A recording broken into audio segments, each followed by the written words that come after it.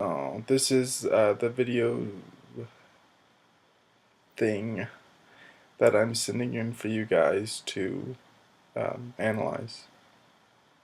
So here we go. What is an average weekend like for you? Well, I suppose the weekend is usually when I spend most of my time with friends because I'm working most of the week. Um, it's a time usually I'm working then. I spend most of my time at work. The average weekend is me sleeping in pretty late, then waking up and going to work. I might hang out with my friends afterwards, but that's about it. How would you describe yourself using only three objects or items? Three objects or items. I actually had to do this for class. Um, Three objects. I suppose I'll pick the ones that I picked for that one. I picked a book. It was Thus Spoke Zarathustra by Nietzsche. Um, I picked um, the television show, A Season of House, the television show. And then thirdly, I chose something else that I can't remember. But, it was sheet music. So I don't know exactly how those define me, but those would be the ones I choose. But why? Um, I feel like I relate to House, the character, in how he approaches situations. I used to be obsessed with nihilism, which is one of Nietzsche's big things. And this one, and Thus Spoke Zarathustra, though, it was more about God being dead. So there's that. And then I'm the one passion that I know I have besides my love for psychology is music. Okay. Do you have any pet peeves? Pet peeves. No, well, the only one I could ever think of is hmm. I don't know. I don't like annoying people. That's really, I mean, well, okay, I usually say I don't like people who get in my way, which is pretty selfish, but I mean, when I try to do something and try to get something done, I'm going to get it done. And if they're in my way, that keeps me from doing so. And I don't like that. So I would say that's my biggest pet peeve. Get in your way in what sense?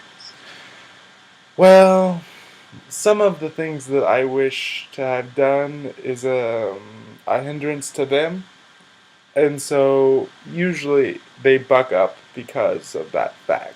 I want to get something, not necessarily at their expense, but it doesn't really help them in any way. And so they just kind of deny me the right to try to get it Well, done. I don't want to put words in your mouth, but one thing I've noticed is that you get annoyed when people keep asking you if you're going to do something or if you've done it and you plan to get to it, but they keep bugging you about it. I do like taking my own time. I don't like people pushing me into something that I'm not ready for yet. Or Um, behaving like you're done. exactly. Okay. What sound or facial expression makes you laugh? Can you imitate it? Uh, it's a pretty simple one. I like it when people stick their tongues out at me. I it ma- it's it makes me feel like a kid. It's yeah. I mean, it's fun to do. Describe a moment in your life when you felt everything was just right.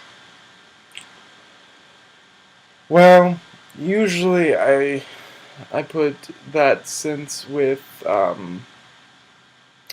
something like being at peace. Usually, that occurs when I've accomplished everything that I need to do, or I mean, a sense of knowing that I can accomplish it. Just this feeling that whatever comes, I will be able to handle. Any specific moments? Well, it might be like the initiation to a large paper I have to write, or something that, like a project in school, or just something like a tough situation, just like maybe a tough situation with my friends where I have to step up and just kind of take control. Okay. If you found a bag filled with money on the way home one day, what would you do with it? Hmm. Well, let's see. It depends on what kind of bag it's in. If if it looks like it came from a bank, I probably would just ignore it because I wouldn't want to be brought into a situation where I could at least be seen as a culprit. If it was in, I don't know, just like a sack, I wouldn't really know where. Like, I mean, if there was nowhere I could take it nearby, then I would probably, I don't know. There's something about like finding things on the ground that like weirds me out. Like it seems like it could be very bad trouble, and I don't want to get involved in that. So I would probably just ignore it. Fair enough. Do you believe there is a God or a higher power? I don't call him God, and I don't really call him a him. Um, he's more. It is more of a thing. Obviously, it's. I consider it. Well, okay. I'm. It's chemistry related. I think that in order for something to be everything, it has to be the thing that creates everything, and the only thing that really creates everything is what creates everything, which is the atoms that create everything. And so God is essentially that atom. To say that he's a higher power, no. I mean, he's not higher than us because, I mean, he created us. So that's what my impression of God is. What is your opinion of the death penalty? Ah, I don't really care. Um, the death penalty, it's something. I mean, to say that killing is wrong, yeah, let's kill the killer.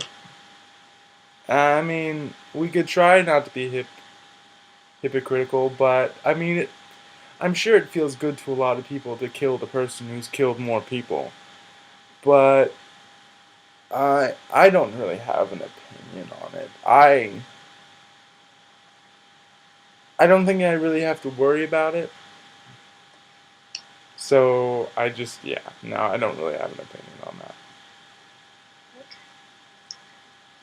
Last question. If you were president for a week, what would you change?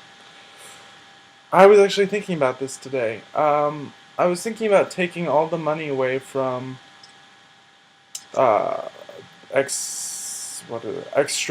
That's what I'm looking for. The extraneous things like all of the money we spend on like restaurants and entertainment, and putting them into not, I mean, more fundamental, more fundamental forms of food, like grocery stores and just food production, and kind of rebuilding those parts